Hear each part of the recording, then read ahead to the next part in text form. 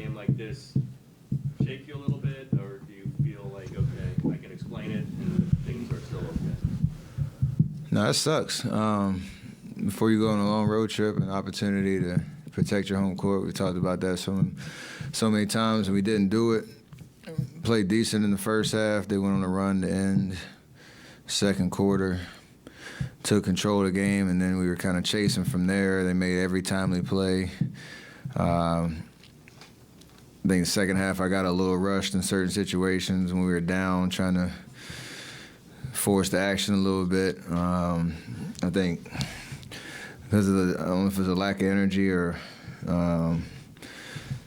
just connecting the game, those kind of possessions just feed right into their hands, and they're a fast-paced team, and you know that coming in, and you can't give them that many or that much momentum in life, especially they're capable of scoring at a high level. So a tough one for sure, but there are plenty of games left to right the ship. It's just a matter of, can we do it? Sorry to mention that maybe you guys just got out-competed there for a while. Does that bother you that at this point in the season, we all know how important these games are, and we all know how you guys are playing at home this season, that you can get out-competed by a team like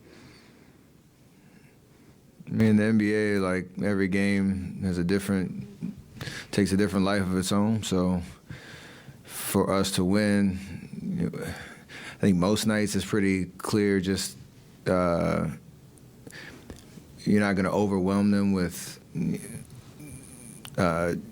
execution and that kind of vibe. And we always talk about us in the margins. Like if you don't play hard, if you don't come with like focused effort, you can just run around and run crazy. But if you don't actually execute and do the details, especially defensively, giving them easy looks from three, giving them driving lanes, giving them offensive rebounds, that is where it could you could give effort, but you're not focused mentally. So that's disappointing, in terms of the effort that we had tonight. You guys, you kept them in check in the fourth quarter and got it down to 7 last couple of minutes. The margin for error was probably pretty slim, but what did you make of the late game execution? There's a couple, like I said, a couple shots I got blocked shooting threes. We had a couple turnovers, a couple empty possessions, and then,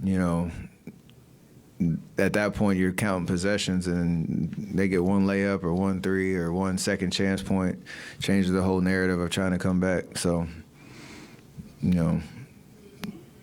we lost it end of the second, pretty much halfway through the third, where, like Tim said, they out hustled us, out competed us. If that's bad grammar, but disappointing night all the way around.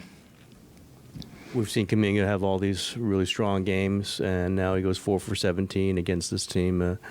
What do you tell him? What do you tell him as it's going? Do you like that he kept putting shots up even in a tough shooting night? We tell him, we tell Wiggs, like, we need them to be aggressive.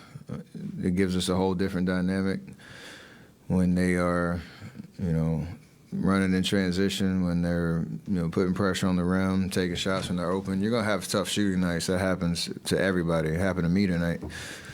So you don't really necessarily focus in on that. It's just the same way I diagnose my game, like shot selection and a couple possessions that you could probably get a better one feeds right into their hands. So good learning lessons and how well we all played, and he especially last game to this game.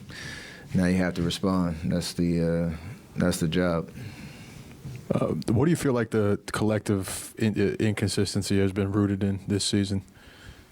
Once again, I wish I knew, because then we could be able to get ahead of it. But every game is a little something different, so it's not a great position to be in, especially when every game matters and every game counts, and there needs to be a sense of urgency in how we finish, this last stretch of games. I wish I knew, though. Steph, you mentioned this already a little bit, but how was Indiana able to come back down 12? I mean, you guys looked like you had control of the game when you were up 60-48, and as you mentioned, they took control of the game, towards that middle of that second quarter, probably capped off by that Halliburton 3 right before halftime. Honestly, I was trying to think, like that 4 or 5 minute stretch. I can't recall how they scored, or like what the patterns were. I'll have to go literally watch the film to see. It was just a total momentum shift, and you could see like the life came out of us a little bit, and then that dagger 3. Big Mo, as my college coach used to call it, going into in the halftime. There's a carryover effect to that too. So like they had all the confidence in the world going into the locker room. We were reeling a little bit, and we didn't respond in the second half. So we got outscored by 15 in the third quarter, so that probably didn't help. And a quick follow-up: Can you guys also say that when you look at the homestands, the last 2 homestands, you guys went 1 and 2. I mean, even just getting that one extra win could have kind of made a big difference for you guys if you go 2 and 1 in those homestands. For sure, that's the math of it, but I mean that's gonna sting because you missed huge opportunities to build true momentum and kind of settle yourself in the standings a little bit. It just presents more issues of how we need to bounce back, whether we're going to be playing for something in a couple of weeks or not, because nothing's guaranteed, and I think we have enough pride to bounce back, and I think we want it bad enough, and gotta go show it. Steph, a couple questions for you. You've been through this, what Kuminga's going through. How difficult is it when the other team kind of recognizes you as one of the top scorers, and now they seem to take you away? Like it feels like they had a plan for what to do with Kuminga. Do you feel like that's where he is in his career? It's a natural evolution of as you climb the ladder in the league and become a guy that's not just on the scouting report now, but probably the second person they talk about when they're going through personnel, and you have more film on you, more your tendencies, so they're going to game plan, and that's the challenge of continuing to be efficient and effective night after night. He's more than capable. We've seen plenty of young guys. JP had to go through it a couple of years ago. You got to embrace the challenge of it, and the IQ of seeing what they're doing, how they're adjusting, and having counters for it, and not second guessing yourself. He's more than capable of it. He might have nights like tonight, and that's fine because that's the growth and the learning experience. But he's shown enough over the course of this last 2/3 of the season that he's that dude, and nothing really shake him. I think coming game after game in terms of him being ready to play. Do you think it impacts you, or how does it impact you that there isn't a consistent place to go when you're not, or they're taking you off the ball, you're not going? Is it any different than if you had somebody next to you who's an automatic 30, or that it could be this guy that night? Does that impact you at all, that it's kind of based on how you guys are playing and who's got it going? That's the challenge of this team, because we've had inconsistencies on that front, and I'm never going to shy away from my responsibility when it comes to playing well every night. I didn't play well tonight. Didn't play a smart enough basketball game that could counter some of that pressure and try to make it easy on guys around me. But our challenge for this team is to understand how we play offense and how we create shots. Everybody be aggressive and ready. You don't know. It's hard because you don't know if you're going to get in the starting lineup. You don't know if you're going to get 8 shots or 15 shots or 20. Every once in a while. But being ready, being aggressive, not playing on your heels. For us, that's when we're at our best. We haven't always done it, so that's why we have been inconsistent. That's why our record is what it is. But the top end of how we play, and when it's clicking, it's still a potent offense. You just gotta be there's got to be a solid chemistry between everybody, and when it's not, it looks like it did tonight. Steph, the way they amped up their physicality in that third quarter, did that maybe kind of get in your guys' heads a little bit? And it seemed like there was a domino effect with the turnovers and the missed shots there. Yeah, I guess they control the momentum going into halftime and coming out in the second half. Sometimes you feel like you lost. It's weird, like you lost the game because you beat yourself, or did they hustle out, execute you, and it was more of that tonight. So, still feels the same in terms of the outcome and how we feel leaving the building, but. They played a great game in that stretch that really changed the entire momentum, and we never responded. Last one for Sam.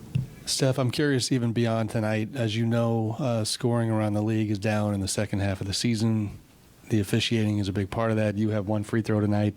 I think your numbers in particular, you've always, not necessarily gotten the calls and gotten to the line, and I think you've had a downtick in the second half of the year. What are you seeing on that front these past couple of months, and do you feel the kind of the real difference in the way the whistle is going? You definitely felt a difference on the whole, and that's on both sides of the ball. The LA game was kind of the one that was, our history of the free throw disparity when you play them, and it was a different tone for sure. I've never really gotten calls, and I don't ever go into the game really worrying about that. From my recollection, it's probably been maybe 3 or 4 over the last 2 weeks where you expect a call to be a certain way just off of the patterns of the league and what used to be called, and you're kind of shaking your head when you don't get it. It's at the end of the day, as long as I always say, as long as it's consistent on both sides, like we'll adjust. It's when it's ticky tack on one side and they swallow whistles on the other side. So I think for the most part, it's been pretty consistent. We just can adjust to it, but probably asking the wrong guy when it comes to what that really looks like from the night-to-night standpoint. Maybe if you made a name for yourself, you get a few calls. Say what? I said maybe if you made a name for yourself, you get a few calls. Yeah, I'm still working on that. Do you, real quick follow, are you getting any updated explanations from the refs on, hey, Steph, like this is a point of emphasis and here's why this is not a foul anymore? Because they were kind of given a reshaping of some of the rules. The only thing that I get in situations, there was one tonight that I thought was a clear foul, like when they have to kind of be the judge on when the release of a jump shot and when you can complete the release and if there's contact. Maybe a couple of years ago, if there was any contact on it, whether it was, when you had the ball in your hands or just after, they would call it. They've moved off of that a good amount, and now it's kind of, I think there's been a couple on the extreme end of clear contact that changes and alters a shot, but other than that, there hasn't been much conversation or like a warning of, hey, we're going to do X, Y, Z, and it's going to feel different. It's just you adapt to the tone of the game, and they've been really consistent with it since the All-Star break for sure.